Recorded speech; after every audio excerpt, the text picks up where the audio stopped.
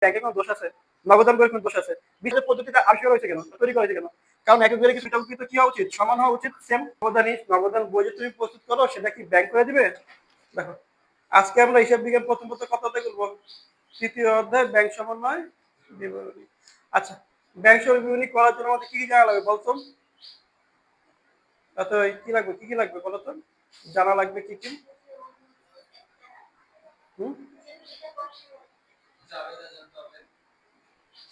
আচ্ছা দেখো, এই অধ্যায় জানার জন্য আমাদের প্রথমে জানতে হবে কি, নগদান বই জানতে হবে। নগদান বই সম্পর্কে যদি আইডিয়া ভালো না থাকে তাহলে কি আমরা ব্যাংক সমীকরণ কি ভালোভাবে করতে পারবো না। এখন আসো আমরা একটু এই টপিক নিয়ে আলোচনা করি। দেখো এখানে কি কি বলা আছে, এখানে কটা শব্দ বলা আছে, ব্যাংক সমন্বয় আর এটা কি বিবরণী। তাহলে ব্যাংকের সাথে আমরা কি করব, সমন্বয় করব। যেগুলো আমাদের কি হয়েছে, ভুল হয়েছে, সেগুলো কি করব, সমন্বয় করব। প্রথম কথা বুঝো, এখানে যাওয়ার আগে আমরা একটু চিন্তা করি, আমরা যেহেতু ব্যবসা নাকি, আমরা যেহেতু ব্যবসা করি, আমাদের ব্যাংকে একটা কি থাকবে, একটা ব্যাংক অ্যাকাউন্ট থাকবে। এখন ব্যাংকে যে অ্যাকাউন্ট থাকবে, এই অ্যাকাউন্ট যদি থাকে তাহলে এটা হিসাব রাখবো না রাখবো না? আমরা যেহেতু আমরা ব্যবসা, এটা হিসাব রাখবো, রাখবো। কিসের মাধ্যমে রাখবো, এই হিসাবগুলো কিসের মাধ্যমে রাখবো, নগদান, নগদান বইয়ের কি করব, ব্যাংক কলামের মাধ্যমে। ব্যাংক কলাম, এই ব্যাংক কলামের মাধ্যমে কি করবো আমরা, ব্যবসা প্রতিষ্ঠান সকল লেনদেন লাগবে কার, ব্যাংক সংক্রান্ত সকল লেনদেন গুলো কোথায় রাখবো, নগদান বইয়ের ব্যাংক কলামে। আচ্ছা, আমরা যেহেতু ব্যাংকে হিসাব রাখবো তাহলে ব্যাংকও ব্যবসায়ী না? তাহলে আমরা যদি ব্যাংকে হিসাব রাখি, ব্যাংক তার আমানত করে, আমরা যদি হিসাব রাখতেছি তাহলে আমানতের হিসাব কি করে, আমানতকারীর হিসাব সংগ্রহণ করে না, করে না? তাহলে আমানতকারীকে, যে এই যে আমরা যারা টাকা রাখতেছি, আমরা হলাম কি ব্যাংকের আমানতকারী, মানে আমরা টাকা জমা রাখতেছি। তো এই আমানতকারী হিসাবে ব্যাংক একটা বই রাখে, সেই বইটাতে বলা হয় কি, পাস বই বা ব্যাংক, ব্যাংক ব্যাংক বই। কথা বুঝতে পারছেন? আচ্ছা, এখন এই দুইটা বই আমাদের কি করে, যতগুলো ব্যাংক সহযোগী লেনদেন আছে সবকটা লেনদেন কি করে, নগদান বই এবং পাস বই উভয় কি হিসাব রাখে না রাখে না? রাখে। এখন নগদান বই যেই লেনদেনটা রাখে, একই লেনদেনটা পাস বইও লেখা হয়। তাহলে উভয় বইয়ের উদ্বৃত্ত, মানে জের যে বের করবো আমরা, হ্যাঁ নগদান বই যেহেতু করছি, জের জানি উদ্বৃত্ত মানে কি, এই নগদান বইয়ের উদ্বৃত্ত এবং পাস বইয়ের যে উদ্বৃত্ত, এই দুইটা উদ্বৃত্ত কি হওয়া উচিত, সমান হওয়া উচিত, সেম। তাহলে এখন এই সমান হওয়া উচিত, সমান হওয়া কি উচিত, কিন্তু বাস্তব জীবনে বিভিন্ন কারণে, ভুল ত্রুটির কারণে বা ইনফরমেশন ইররের কারণে কি আমাদের এই উদ্বৃত্তটা সমান হয় না। এখন এই উদ্বৃত্তটা যখন সমান হয় না, ধরো আমাদের এখানে দেখলাম যে বছরের নির্দিষ্ট তারিখ কবে, নির্দিষ্ট তারিখে, নির্দিষ্ট তারিখে দেখলাম নগদান বইয়ের উদ্বৃত্ত আছে ধরো আমাদের 20,000 টাকা। নগদান বইয়ের ব্যাংক কলামের উদ্বৃত্ত কত আছে, 20,000 টাকা। আর পাস বইয়ের উদ্বৃত্ত ধরো আছে হচ্ছে তোমার 18,000 টাকা। এখন এই যে 18,000 টাকা আর এই যে এখানে 20,000 টাকা যে পার্থক্য, তাহলে এখানে কত টাকার পার্থক্য আছে বলতো, পার্থক্য কত টাকা আছে, পার্থক্য 2,000 টাকা। এই 2,000 টাকা, এই 2,000 টাকা সমন্বয় করার জন্য কি করব, সমন্বয় বলতে কি করছে, দেখো সমন্বয় হইতে পারে দুটো জিনিসের, ভুলও করতে পারি, আবার ইনফরমেশন ইরর থাকতে পারে। কিরকম আমি তোমাকে বলি, ধরো আমরা একটা চেক, এখানে এটা ভুল না, এটা একটা ইনফরমেশন ইরর, মানে ইনফরমেশনটা কি দুই জায়গায়, দুইজনের ভিতরে গ্যাপ আছে। গ্যাপটা কিরকম, ধরো তুমি একটা চেক ইস্যু করছো, চেক ইস্যু করছো 10,000 টাকা, তুমি যখন চেক 10,000 টাকা ইস্যু করবা তখন তুমি কি করবা, নগদান বইয়ের ব্যাংক কলাম থেকে টাকাটা হ্রাস করবা। এখন এই চেকটা নিয়ে কি গেছে, যা ব্যাংকে এখনো উপস্থাপিত হয়নি। আচ্ছা, ব্যাংকে যদি উপস্থাপন না করা হয়, ব্যাংকে আমার টাকাটা পরিশোধ করতে পারবে আদৌ? তাহলে এখানে কি ব্যাংকের কোনো দোষ আছে, নগদান বইয়ের কোনো দোষ আছে? বিষয় হলো কি, একটা ইনফরমেশনের একটা গ্যাপ, টাইম গ্যাপের কারণে কি এটা আমাদের, এইটা কি এক ধরনের সমন্বয় সমস্যা হয়। তাহলে এইটার কারণে কি নগদান বই টাকা কমছে ঠিকই, কিন্তু ব্যাংকে টাকা কমছে। তাহলে এই যে এই একটা যে মিসম্যাচ টাকার, এই কারণে কি আমাদের এই গভর্নমেন্টটা তৈরি হতে পারে না, পারে না? পারে। একটা কাহিনী বুঝছে।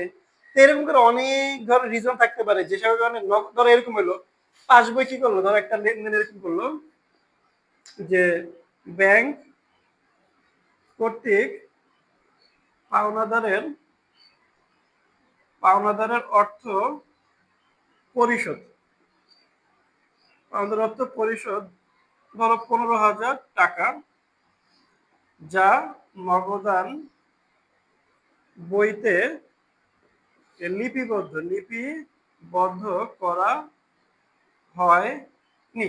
আচ্ছা দেখো তো এখানে কি হয়েছে, ব্যাংক একজনকে টাকা দিয়ে দিছে পাওনাদার, আমার পাওনাদার, ঠিক না? তাহলে আমার অ্যাকাউন্টে টাকা কমে গেছে ব্যাংকে, কিন্তু নগদের মধ্যে লিপিবদ্ধ না করে হলে কি এখানে টাকা কি আমি কমাইছি এখনো? তার মানে এখন এই মুহূর্তে আমার নগদ বইয়ের উদ্বৃত্ত বেশি দেখাবেন কার তুলনায়, 5 বইয়ের তুলনায়, তাহলে এটা কি গভর্নমেন্ট না? এই গভর্নমেন্টের কারণ কি, কারো ভুল হয়েছে? উত্তর হলো না, কারো ভুল হয়নি, কিন্তু ইনফরমেশন এরর আছে। এতটুকু কথা বুঝতে পারছি? এই বুঝতে পারতেছো তুমি? বুঝতেছো? আচ্ছা, এইবার খেয়াল করো, এই যে কাহিনীটা বুঝলাম, তাহলে এই যে পার্থক্য তৈরি হওয়ার কিছু রিজনটা বুঝতে পারছি।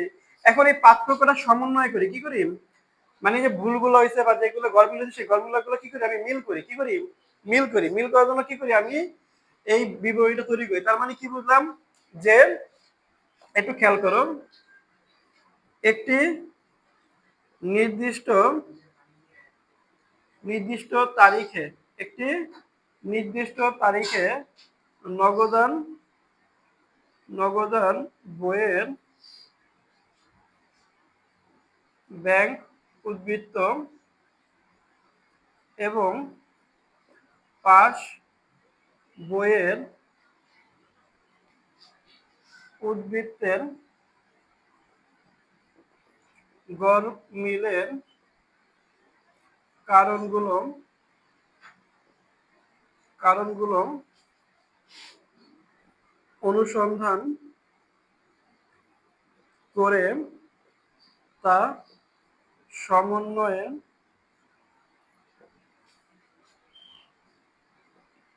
সমন্বয়ের জন্য যে বিবরণী প্রস্তুত করা হয়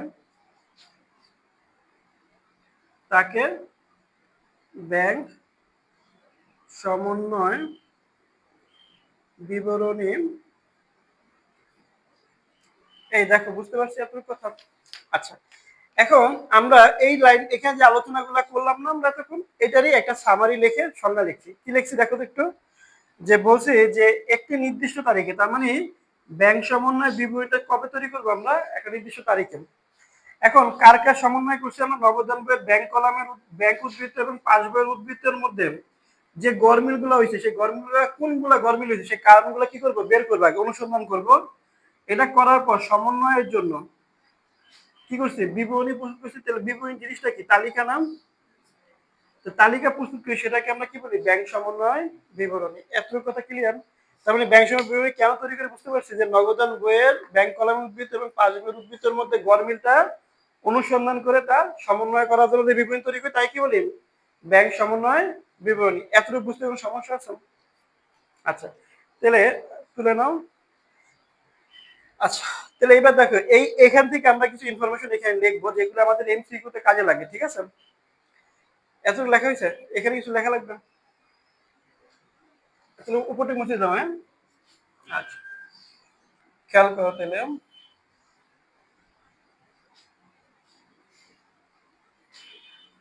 আচ্ছা, দেখো এখান থেকে আমাদের কিছু এমসিকিউ প্রশ্ন আসে, সেগুলোকে আলোচনা করে দিই। দেখো নগদান বই কে প্রস্তুত করেন? হ্যাঁ, কে প্রস্তুত করে? এই নগদান বই কে প্রস্তুত করে? আমানতকারী বা ব্যবসা প্রতিষ্ঠান, আমানতকারী বা ব্যবসা। মানে তোমার তোমার যে নগদান বই যে তুমি প্রস্তুত করো সেটা কি ব্যাংক করে দিবে? তোমার তৈরি করতে হবে, ঠিক না? তাহলে আমার কে তৈরি করবে? আচ্ছা, পাস বই কে তৈরি করবে, পাস বই বা ব্যাংক বই? পাস বই বা ব্যাংক বই, অথবা বলতে পারি ব্যাংক বিবরণ। কি বলতে পারি, ব্যাংক বিবরণ। ব্যাংক বিবরণকে ইংলিশে বলি কি, ব্যাংক স্টেটমেন্ট। কি বলি, ব্যাংক স্টেটমেন্ট। এখন দেখো এটা একটু বুঝে নাও, তারপরে আরো আলোচনা আসুন। বিবরণী প্রস্তুত করে কে, প্রস্তুত করেন ব্যাংক। কে প্রস্তুত করে, ব্যাংক।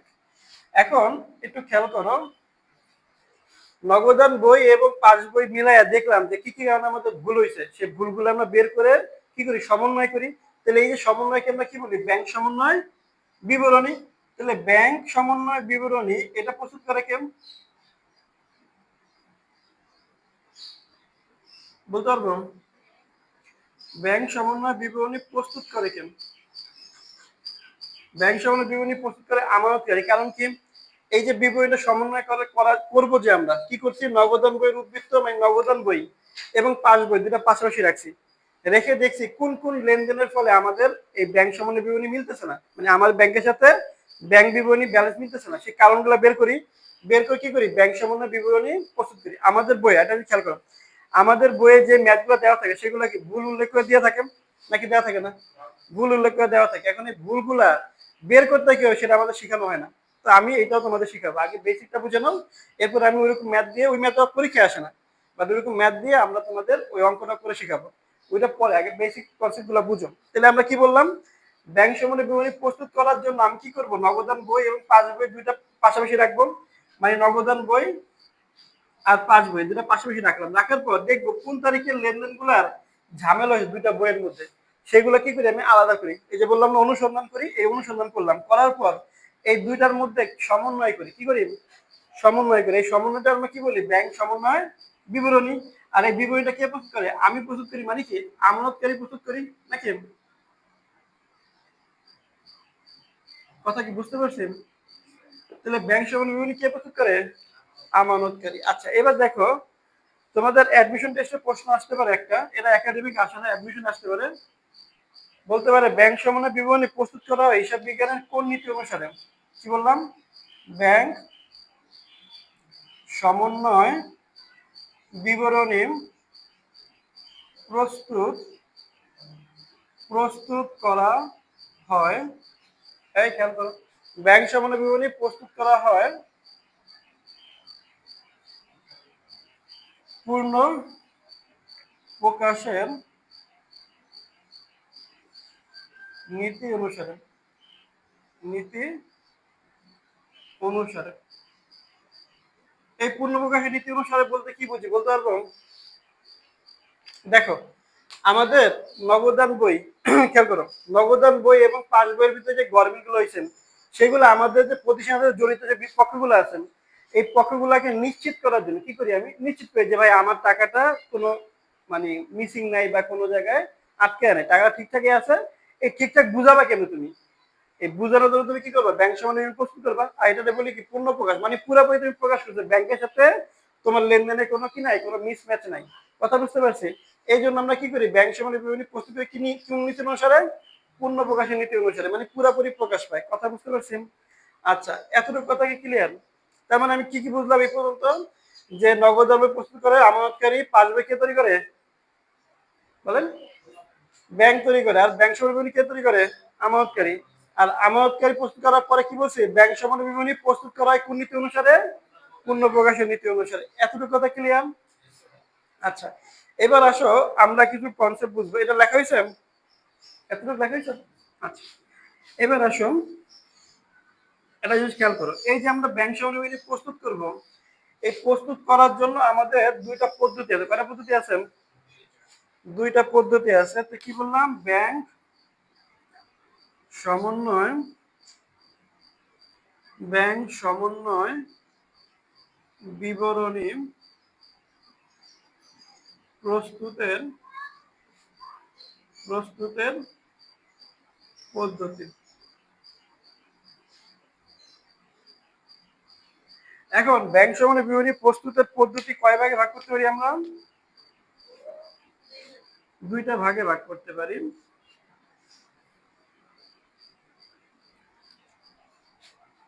এটা হলো একক জের পদ্ধতি, একক জের পদ্ধতি।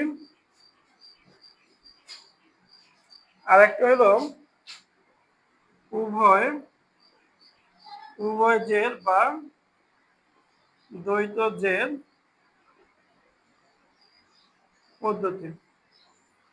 এখন একটু জিনিস বুঝো, আমাদের পরীক্ষার পয়েন্ট অফ ভিউ থেকে, আমাদের পরীক্ষার পয়েন্ট অফ ভিউতে একক জেরের প্রশ্ন বেশি আসে, উভয় জেরের প্রশ্ন কম আসে। কিন্তু বাস্তব জীবনে আমরা উভয়ের পদ্ধতি সমগ্র করি, একক জেরে করি না। কারণ একক জেরে কিছু ল্যাকিংস আছে, সেই ল্যাকিংস গুলো আবার উভয় জেরে কি হয়েছে, রিমুভ হয়েছে। মানে আমাদের উভয় জেরে এই জিনিসগুলো ভুল থাকে না, শতভাগ সঠিক উত্তর পাই, এখানে শতভাগ সঠিক উত্তর পাই না। এই জন্য দেখো আমাদের পদ্ধতিগুলো মানে একাধিক পদ্ধতি তৈরি হওয়ার পিছনে কারণ কি বা আপডেট ভার্সন হওয়ার কারণ কি বলতে পারবো?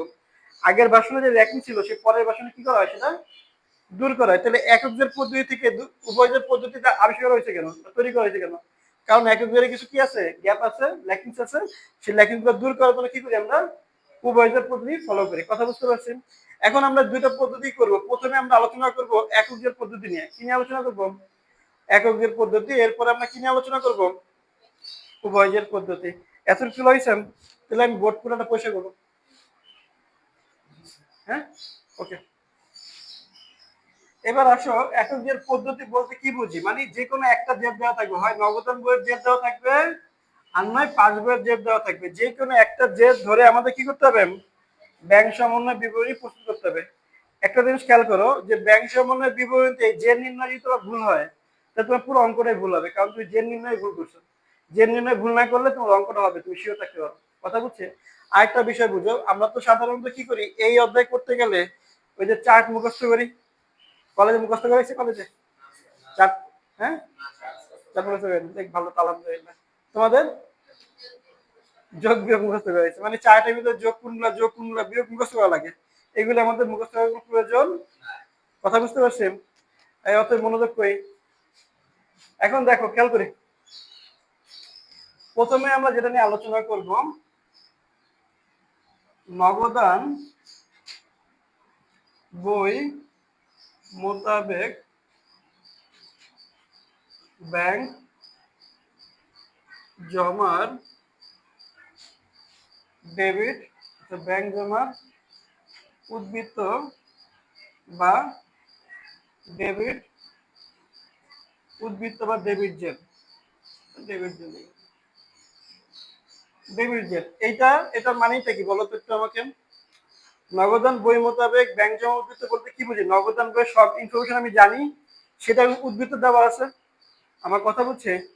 মানে আমাদের নগদান বই আমরা প্রস্তুত করি না, সেই নগদান বইয়ের আমাদের কি ইনফরমেশন সব আমি জানি, জানার পরে সেটা কয় টাকা উদ্বৃত্ত সেটা আমি জানি।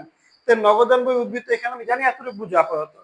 এখন এই কথার মানে যা, এটা একটা সিনোনিম হিসেবে আমরা ব্যবহার করি এরকম যে ব্যাংক, ব্যাংক বই বা পাস বই মোতাবেক ব্যাংক জমা জমাতিরিক্ত বা ডেবিট জেড। এখন দেখো এই দুইটা কথার যে কোনো একটা কথা যদি থাকে, যে কোনো একটা, এই দুইটা একটা একসাথে কি থাকবে, এই দুইটা কথা একসাথে কি আমাদের অঙ্কে থাকবে না। তাহলে যদি এই দুইটা কথা থাকে তাহলে একটু খেয়াল করো, এখানে আমরা এখানে কার কথা বলছি, নগদান বই মতো ব্যাংক জমা, তাহলে নগদান বই সকল ইনফরমেশন আমি জানি। তাহলে এখন কার সাথে মিলাবো, আমার আরেকটা বই আছে কি ব্যাংক বই, তাহলে ব্যাংক বইয়ের সাথে মিলাবো, মানে পাস বইয়ের সাথে মিলাবো, ঠিক না? এখন পাস বইকে তখন আমরা প্রশ্ন করবো যে পাস বই কি হইতেছে, ওই লেনদেনের ফলে পাস বই বাড়তেছে না কমতেছে। আমরা যখন লেনদেনটা করবো তখনই বুঝবো। এটা বোঝানোর পরে আমরা ম্যাথ করবো, ম্যাথ করার সময় তোমরা বুঝবা যে কেন যোগ হতেছে কেন বিয়োগ হতেছে, বিদ্যুৎ সহকারে বুঝবা, লজিক সহকারে। তাহলে এখানে আমাদের যদি প্রশ্ন করে দেখি ব্যাংকে টাকা বাড়ছে তাহলে আমরা কি করবো, প্লাস করবো। আর যদি দেখি ব্যাংকে টাকা আসবে তাহলে কি করবো, মাইনাস করবো। এটা গেল একটা উদ্বৃত্ত। আর একটা কনসেপ্ট থাকতে পারে কি এরকম যে ব্যাংক, ব্যাংক বই বা পাস বই মোতাবেক ব্যাংক, ব্যাংক জমার উদ্বৃত্ত বা ক্রেডিট জেল।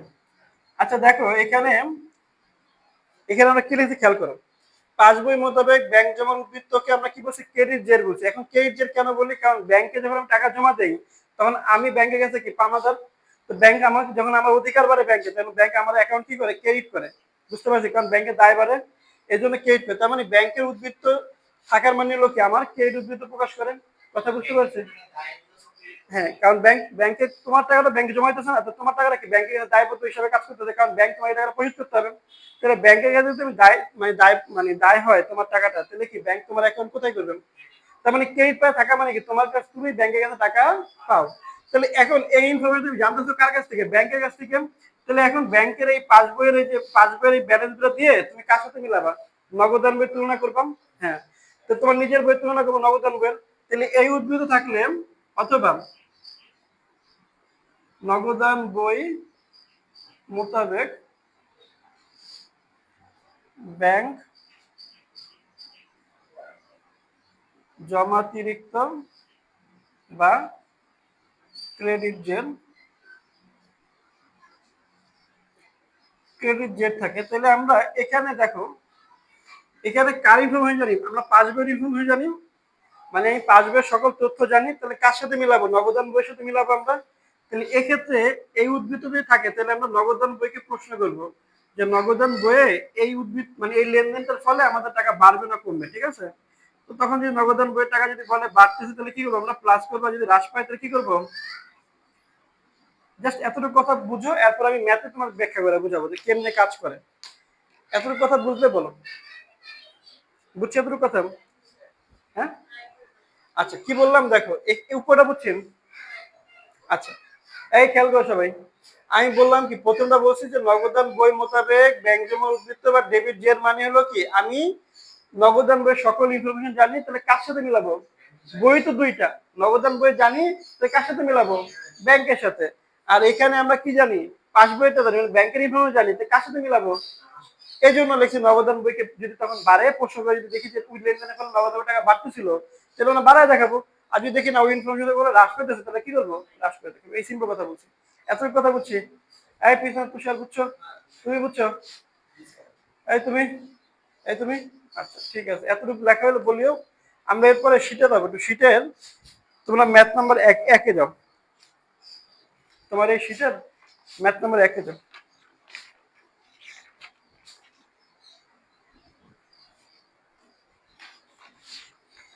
ম্যাথ একে গেছো? ম্যাথ একে কি বলা আছে বলো তো একটু। হ্যাঁ,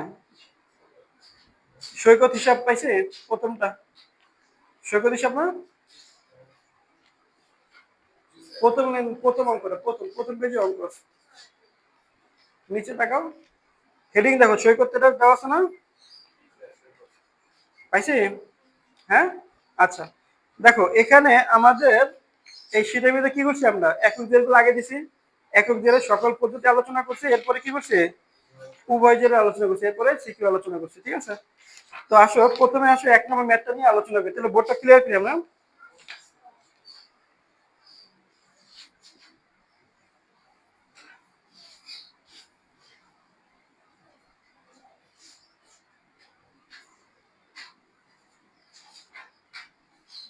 আচ্ছা,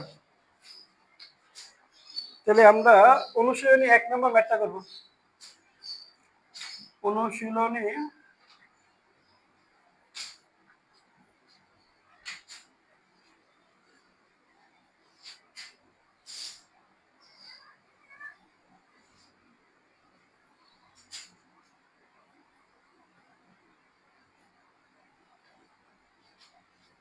এখানে লিখবো কি, বিবরণ,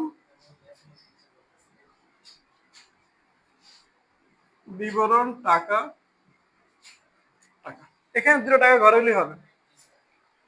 এই তুষার কি করতেছ? তাহলে এবার দেখো প্রতিষ্ঠানের নাম কি আমাদের? সৈকত নাকি? তাহলে এখানে লিখবো সৈকত ব্যাংক সমন্বয় বিবরণী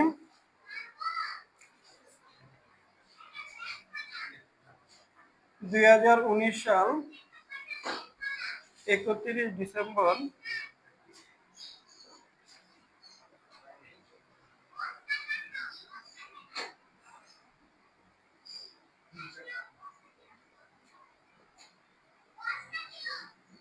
আচ্ছা খেয়াল করো, এখানে আমাদের প্রথম যে জেড দেওয়া, প্রথম লাইনে কি আমাদের জেড দেওয়া আছে না নাই? জেড দেওয়া কি আছে দেখো তো একটু খেয়াল করো। বলছে কি নগদান নগদান বই অনুযায়ী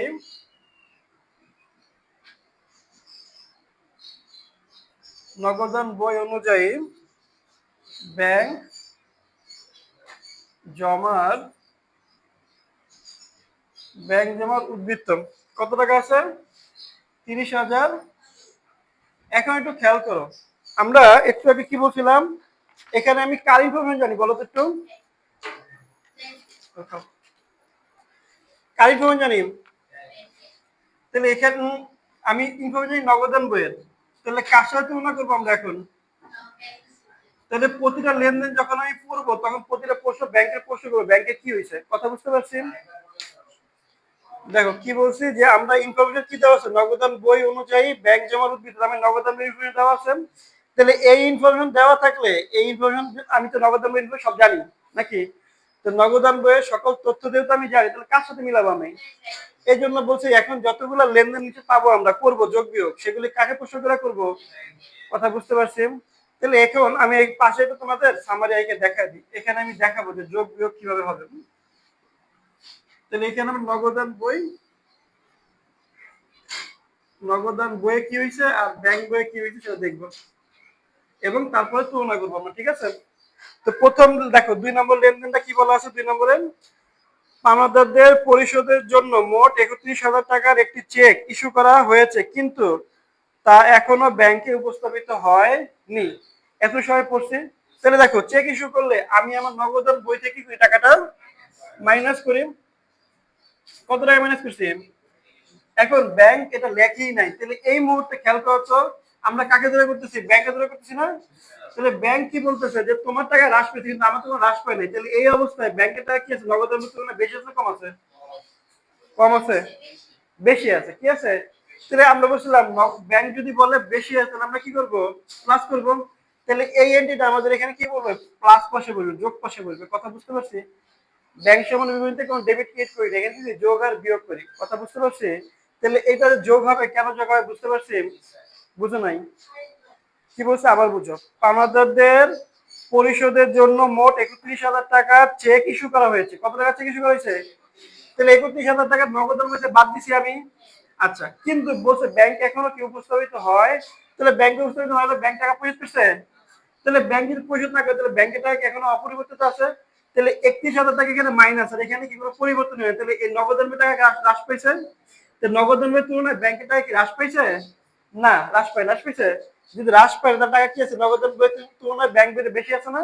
তাহলে ব্যাংক বই যদি বেশি থাকে আমরা বলছিলাম কি ব্যাংক ধরে যদি করি আর ব্যাংক যদি বলে বেশি আছে তাহলে কি করবো, প্লাস করবো। আর যদি বলে ব্যাংকের টাকা হ্রাস পেয়েছে তাহলে কি করবো? তাহলে এই কারণে যেহেতু টাকাটা ব্যাংকে কমে নাই তাহলে কি করবো আমরা, কথা বুঝতে পারছি না বুঝতে বলি? আচ্ছা, আমি পরিশোধ করেছি মানে আমি তো আমার নগদ টাকা হ্রাস করছি, কিন্তু ব্যাংকে উপস্থাপিত না হওয়ার কারণে কি হয়েছে, উঠায় না। তাহলে এই ফলে এখানে টাকা কম থাকতেছে, এখানে মানে পরিবর্তন হইতেছে। তার মানে এটা ফলে কি হয়েছে, ভুল হয়েছে না, সমন্বয় করতে হবে। সমন্বয় করবো কাকে ধরে? তাহলে ব্যাংক বলছে আমার কাছে টাকা বেশি আছে, তাহলে আমি কি করবো, বাড়ায় দেখাবো, সিম্পল লজিক, বুঝি নাই? আচ্ছা, তাহলে এখানে লিখবো কি, নাই তুমি বুঝো নাই? হ্যাঁ, শিওর তুমি বুঝছো? আচ্ছা, তাহলে এখন কি লিখবো, পাওনাদারদের পাওনা পাওনাদারদের ইস্যুকৃত ইস্যুকৃত চেক ব্যাংকে উপস্থাপিত উপস্থাপিত হয় নি। এখন এটা কয় নম্বর সমন্বয় ছিল আমাদের 2, এর জন্য পাশে 2 লিখে দিব, তাহলে একটু ইজি হলো ছাত্রদের খুঁজে বের করা। হ্যাঁ, তাহলে কত টাকা হবে আসবে আমাদের এখানে, 31,000 টাকা লিখবো। কথা কি বুঝতে পারছি? এই সবাই গেলে বুঝতে পারছি? আচ্ছা, এটা ছিল আমাদের 2 নম্বর সমন্বয়ের কাছে। এবার দেখো 3 নম্বর সমন্বয় কি বলছে, দেনাদারদের কাছে থেকে মোট 41,000 টাকা চেক আদায়ের জন্য ব্যাংকে জমা দেওয়া হয়, কিন্তু 31 ডিসেম্বর তারিখের মধ্যে তা ব্যাংক কর্তৃক আদায় হয়নি। তাহলে আদায়ের জন্য যদি আমি চেকটা জমা দেই তাহলে আমি কি করছি বলতো, নগদান বইতে টাকাটা বাড়াইছি না আমরা? এই 41,000 টাকা আমি নগদানে বাড়াইছি না, ব্যাংকে ওলামের টাকা বাড়াইছি না? কারণ চেক যদি আদায়ের জন্য আমি ব্যাংকে জমা দিই তাহলে ব্যাংকে টাকা কি বাড়ছে না আমাদের, কথা বুঝছি? আচ্ছা যদি বাড়ে, তুমি বুঝো নাই কি বলছে, পরশু ভালো করে পড়ো নাই, পরশু ভালো করে পড়ো একটু। বলছে কি, এই খেয়াল করো, দেনাদারদের কাছ থেকে যে চেকটা আমি পাইছিলাম সেটা কি করছি, ব্যাংকে জমা দিছে। তাহলে ব্যাংকে জমা দিলে কি আমার ব্যাংকে টাকা বাড়ার কথা না, নগদ টাকাটা বাড়াই না, তাহলে প্লাস করছি। কিন্তু ব্যাংক কি বলছে, এখন আদায় করে। তাহলে ব্যাংকের টাকা কি কোনো পরিবর্তন হয়েছে? তাহলে এখন 41,000 টাকা এখানে পজিটিভ ফিগার আছে, এখানে কোনো পরিবর্তন নেই, তাহলে এখানে ব্যাংকের টাকা কি আছে, কম আছে না? তাহলে আমার কি করতে হবে, বিয়োগ করতে হবে। এই জন্য এখানে আমরা কি করবো, বিয়োগ পাশে বসাবো। কেন বিয়োগ করলাম বুঝতে পারছি, কারণ ব্যাংকের টাকা বাড়ে নাই যেহেতু, নগদের বইয়ের তুলনায় ব্যাংকের টাকা কি আছে, কম আছে, এই জন্য মাইনাস করবো। লজিক বুঝি নাই, বলো। হ্যাঁ এখানে হ্রাস পেয়েছিল, আর এখানে কিছু হয় না, এখানে বেশি আছে, আর এখানে প্লাস করছি আমি। প্লাস করলে এখানে কোনো প্লাস করছি, তাহলে এই অবস্থায় এখানে কি টাকাটা কম আছে না, এই জন্য কি করবো, মাইনাস করবো। কথা বুঝছি? এই মাই বুঝছেন? না বুঝলে বলতে পারি। তোমরা বুঝছো? এবার তুমি বুঝছো? তাহলে এখানে কি লিখবো, আদায়ের আদায়ের জন্য জমাকৃত চেক, আদায়ের জন্য জমাকৃত চেক ব্যাংক কর্তৃক এখনো আদায় করা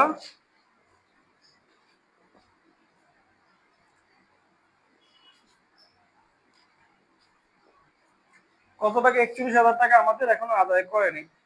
দেখো দুইটা বুঝতে পারছি, এই দুইটা ক্লিয়ার আমাদের আলোচনা। হ্যাঁ আচ্ছা, এবার দেখো 4 নম্বরটা কি বলছে, ইতিপূর্বে ব্যাংকে জমাকৃত 7,000 টাকার একখানা চেক প্রত্যাঘাত হয়ে ফেরত হয়েছে। তার মানে আমি, এই খেয়াল করো, এই তুলে পড়ে, এই বুঝো, আগে বুঝো কি বলছে, ইতিপূর্বে ব্যাংকে জমাকৃত 7,000 টাকার চেক প্রত্যাঘাত হয়ে ফেরত আসছে, নগদ এখনো কি জানে না, যে বলছেন নগদ হিসাব লেখা হয়নি। তার মানে কি দেখো, আমাদের এখানে আমরা কি করছিলাম, আদায়ের জন্য চেক জমা দিয়েছিলাম।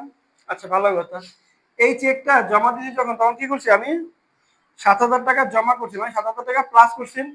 এখন ব্যাংক বলছে এই চেকের টাকা আদায় করা সম্ভব না, তাহলে ব্যাংকের টাকা কি বাড়ছে, আদৌ ব্যাংকের টাকা বাইরে কমে নাই, ব্যাংকের টাকা ব্যাংকের অবস্থায় আছে, তোমার অ্যাকাউন্টের টাকা তো কমে নাই, তোমার অ্যাকাউন্ট অপরিবর্তিত আছে। তাহলে এই অবস্থায় নগদ বলছে বেশি আছে, আর তোমার এখানে কি টাকাটা পরিবর্তন হয়নি ব্যাংকে, তাহলে পরিবর্তন না হলে এই অবস্থায় ব্যাংকের টাকা কি নগদ তুলনায় কি আছে, কম আছে না বেশি আছে, কম আছে। কথা বুঝছি? তাহলে কম থাকলে আমরা কি করবো, এখন মাইনাস করতে হবে, কারণ ব্যাংক ধরে করতেছি আমরা। কথা বুঝতে পারছি না বুঝি নাই? এই সবাই লজিক বুঝছো, কেন বিয়োগ করবেন? তাহলে এখানে আমরা কি করবো, আদায়ের জন্য জমাকৃত চেক প্রত্যাখ্যাত প্রত্যাখ্যাত হয়ে ফেরত এসেছে এসেছে কিন্তু নগদান বইতে লেখা হয়নি। আচ্ছা সবাই কি বুঝতে পারছি এটা? 7,000 টাকা। এবার খেয়াল করো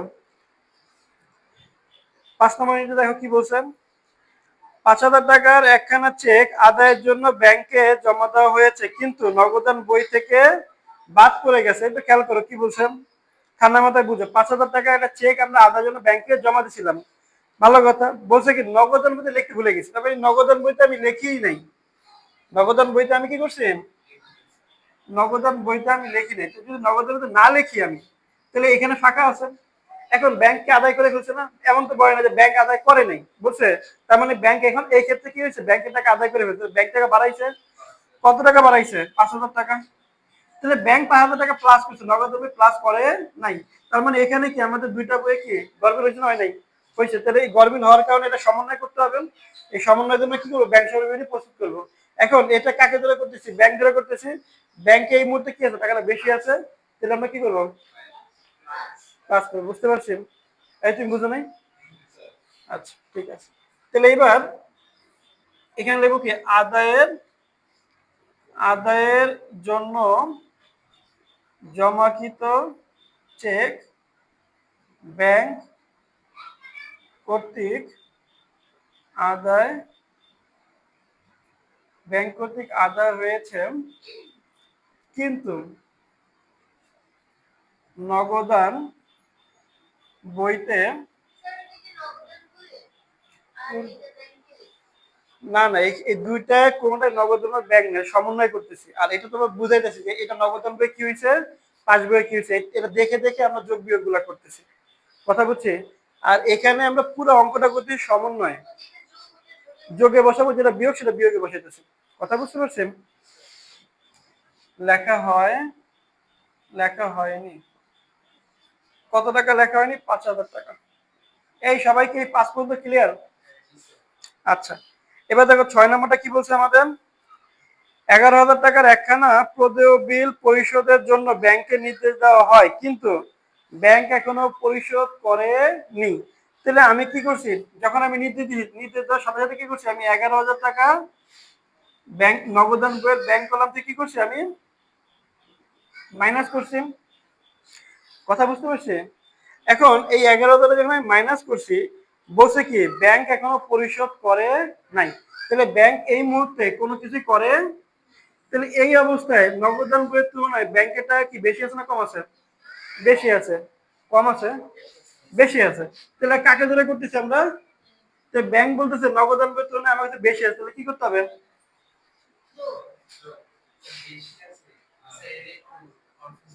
তারপরে তোমার তো মাথা না খাটে উত্তর প্লাস আর মাইনাস আছে। সিম্পল কথা বলছি, আমি কি বলছি যে কোন বই দ্বারা করতেছি, উত্তর হলো কি ব্যাংক বই দ্বারা করতেছি। এখন কি হয়েছে, সিম্পল কাজ করছে যে নগদান বইয়ের টাকাটা আমরা কি করছি, মাইনাস করছি। মানে আমি পদ্ম বিলে টাকা দিতে বলছিলাম ব্যাংকে, তো বলার মাত্র সাথে সাথে কি করছি, আমি ব্যাংক থেকে টাকাটা হ্রাস করছি, নগদান বইয়ের ব্যাংক কলমে টাকা হ্রাস করছি। কিন্তু পাঁচ বই বলতেছে কি যে পাঁচ বই এখন পরিশোধ করে নাই, ব্যাংক এখন পরিশোধ করে নাই। তাহলে ব্যাংকের টাকা অপরিশোধিত আছে, মানে এটার তুলনায় হ্রাস পায়নি, হ্রাস পেয়েছে। তার মানে এটার টাকা কি আছে, বেশি আছে। আমরা কাকে ধরে করতেছি? তাহলে ব্যাংক বলতেছে আমার কাছে টাকা বেশি আছে, তাহলে আমরা কি করবো? এটাই তো, সিম্পল কথা বুঝি নাই। তাহলে এখন আমরা কি করবো এখানে,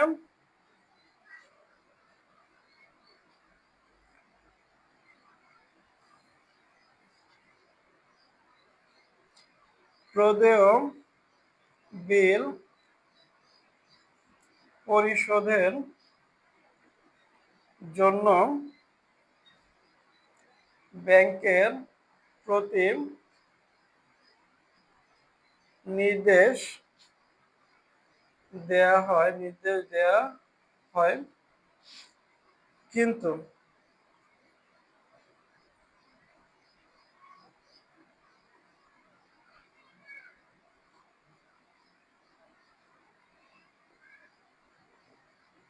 কিন্তু ব্যাংক সব করে লেখা যাবে, যেগুলি লেখা আছে সেগুলো, যেমন এখানে লেখা গেছে লিখে দিচ্ছি, একটু ডিটেলসে লিখলে সমস্যা নেই। তুমি যদি মনে করো যে এবার লম্বা লম্বা হাতে ঘুরে নিবা খাতা।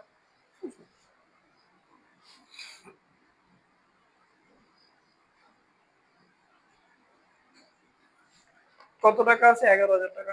এই পর্যন্ত সবাই ক্লিয়ার আমরা? আচ্ছা, সবাই ক্লিয়ার? আচ্ছা, এবার দেখো 7 কি বলছে, 7 সবাই লেখা হয়েছে? এখন দেখো 6,000 টাকার একখানা প্রদেয় বিল সরাসরি ব্যাংক কর্তৃক পরিশোধিত হয়েছে, কিন্তু নগদান বই এখন লেখা হয়নি। তাহলে কি হয়েছে 7 নম্বরটার কাহিনী? হ্যাঁ, এই তো বুঝছেন। তাহলে এখন ব্যাংক বলতেছে কি আমার 6,000 টাকা মাইনাস আছে, নগদান বই কিছু জানে না। তাহলে এই মুহূর্তে আমাদের দুইটা বইয়ের গড়মিল হয়েছে, গড়মিল সমন্বয় করতে হবে। আচ্ছা, এখন ব্যাংক দ্বারা করতেছে, ব্যাংক বলতেছে কি টাকাটা আমাদের মাইনাস হয়েছে, তাহলে আমরা কি করবো? Simple। এখন বলে কোনো বক্স মুখস্থ করা লাগছে, কোনো যোগ বিয়োগ মুখস্থ করা লাগছে, লজিক বুঝছেন? সত্যি তো বুঝছেন? এই তোমরা, তুমি? আচ্ছা, ঠিক আছে।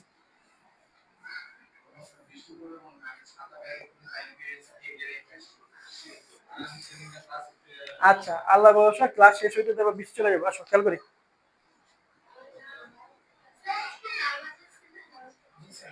বাবা নামাজ তো 12:30টার পরে বাসা যান। আসো পড়ালেখা। আপনি তো এখানে আপনি তো বসে যাবেন না, বসে যাবো তো আমরা গোসল টোসল করে একেবারে করি ইয়ে আসছি, যাইয়া নামাজ চলে যাবেন ডাইরেক্ট। আসেন, আজকে আপনার দাওয়াত দিব আমরা দুপুরে। আচ্ছা ঠিক আছে, দাওয়াত জীবন দিলেন না। আচ্ছা খেয়াল করি, এই খেয়াল করো সবাই। প্রদেয় বিলের অর্থ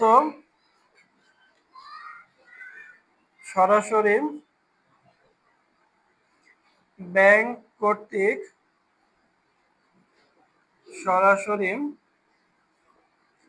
পরিশোধ করা হয়েছে, কিন্তু নগদান বইতে লেখা হয়নি। কত টাকা লেখা হয়নি আমাদের? ৬,০০০ টাকা। ৬,০০০ টাকা লেখা। এই পর্যন্ত সবাই ক্লিয়ার? এবার দেখো আমাদের লাস্ট এন্ট্রি ৮ নাম্বারটা। ৮ নাম্বার দুইটা লেনদেন আছে এখানে। বলছে ব্যাংক কর্তৃক মঞ্জুরকৃত সুদ ১,৫০০ টাকা এবং কমিশন বাবদ ধার্যকৃত চার্জ ১,০০০ টাকা ব্যাংক বিবরণীতে লেখা হয়েছে, কিন্তু নগদের মধ্যে লেখা হয়নি। এবার ঠান্ডা মাথায় বুঝো, আমি ৮ নম্বর লেনদেনে দেখো দুইটা কাজ আছে, ঠিক না? প্রথম কাজটা বুঝো, আমি ১৫০০ টাকা সুদ মঞ্জুর করছে ব্যাংক। তাহলে ব্যাংক সুদ মঞ্জুর করলে কি ব্যাংকের টাকা বাড়াইছে না? নগদের মধ্যে জানে না, তাহলে এই মুহূর্তে কি ব্যাংকের টাকা বেশি আছে? বাহ, ভেরি গুড। তাহলে এখানে আমাদের ৪ নম্বর লিখে নেবো কি, ব্যাংক কর্তৃক মঞ্জুরকৃত সুদ নগদান বইতে লেখা হয়নি। কত টাকা? ১,৫০০ টাকা। সবাইকে এই পর্যন্ত বুঝতে পারছেন? আচ্ছা, এরপর আরেকটা আছে। আরে বাবা, লেখার আগে বুঝে ফেলেছেন, সাবাস। হ্যাঁ, তাহলে এবার ১,০০০ টাকা কি করছি আমরা? ব্যাংক চার্জ কাটছি। এই খেয়াল করেন, ব্যাংক চার্জ যদি কাটি তাহলে ব্যাংকের টাকা কি কমে গেছে না? তাহলে মাইনাস করতে হবে, কারণ এখানে কোনো পরিবর্তন আসে নাই। কথা বুঝছি নাই? বুঝছেন? আচ্ছা, তাহলে এবার কি করবো? মাইনাস পাশে বসাবো ব্যাংক কমিশন। কমিশন না, ব্যাংক কমিশন চার্জ করেছে, কিন্তু নগদান বইতে লেখা হয়নি। কত টাকা লেখা হয়নি? ১,০০০ টাকা। এই যোগ করলে কত হয় দেখো তো, উপরে যোগ করলে কত আসে?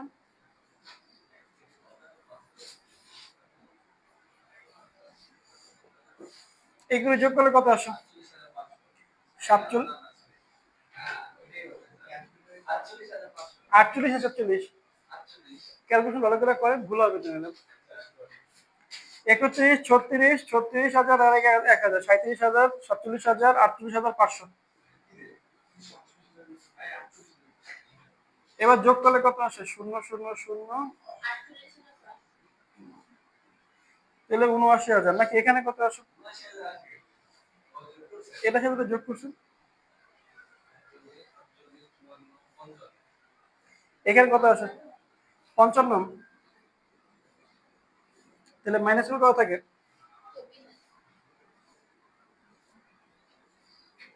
বুঝতে পারছি? তাহলে এটার উত্তর হলো এটা। এখন দেখেন, আমরা কাকে ধরে শুরু করছিলাম এখানে? হ্যাঁ, নগদান বই মোতাবেক। এখন আমরা এই পুরো আলোচনা কাকে ধরে করছি? তাহলে এটার উত্তর কি? ব্যাংকের উত্তর না? তাহলে এখানে কি লিখবো? ব্যাংক। Very good.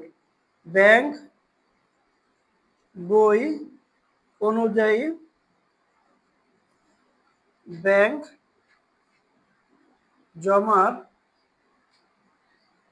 উদ্বৃত্ত কত টাকা আছে? ২৪,০০০ টাকা। সবাই বুঝতে পারছে? এই কোনো ঝামেলা আছে? এই বলো, কোনো কিছু মুখস্থ করা লাগছে আমাদের? মাহি, সবাই বুঝছি? আচ্ছা, ঠিক আছে। আচ্ছা।